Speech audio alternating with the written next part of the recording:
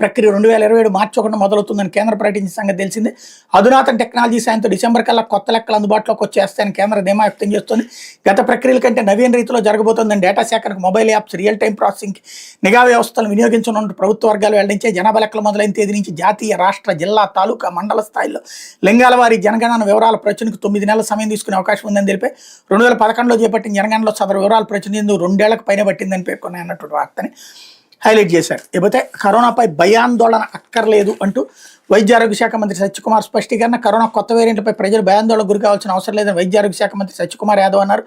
ప్రధాని మోడీ నేతృత్వంలో కేంద్ర ప్రభుత్వ పాలన 11 ఏళ్లు పూర్తయిన సందర్భంగా బీజేపీ ఏర్పాటు చేసిన కార్యక్రమంలో పాల్గొనేందుకు ఆయన గురువారం గుంటూరు వచ్చారు. ఈ సందర్భంగా మంత్రి మీడియాతో మాట్లాడుతూ చాలా కొత్త వేరియంట్లు కనిపిస్తున్నాయని, అయితే వాటిల్లో ఏవి ప్రమాదకరంగా లేవన్నారు. రాష్ట్రంలో ప్రస్తుతం 76 పాజిటివ్ కేసులు మాత్రం ఉన్నాయని, వాళ్ళలో 9 మందికి ఆసుపత్రిలో చికిత్స అందిస్తున్నామని, మిగతా వాళ్ళంతా హోమ్ ఐసోలేషన్లో ఉన్నారని చెప్పారు.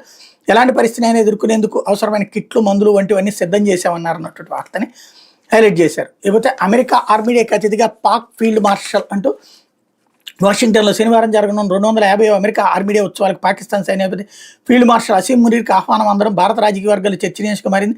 అదే రోజు అమెరికా అధ్యక్షుడు డొనాల్డ్ ట్రంప్ జన్మదినం కూడా. పాల్గామ్ ఉగ్రవాద దాడి వెనక మునీర్ పాత్ర ఉందన్న ఆరోపణ రావడం, ఉగ్రవాదాన్ని ప్రోత్సహిస్తున్న పాక్ వ్యతిరేకంగా ఆపరేషన్ సింధూర్ని ఎందుకు నిర్వహించాల్సి వచ్చిందో భారత బృందాలు ప్రపంచవ్యాప్తంగా వివరించి తిరిగి వచ్చిన నేపథ్యంలో అమెరికా చర్య ప్రాధాన్యం సంతరించుకుంది. ఆర్మీ డేని చాలా ఘనంగా నిర్వహించేందుకు అమెరికా ఏర్పాట్లు చేస్తుంది.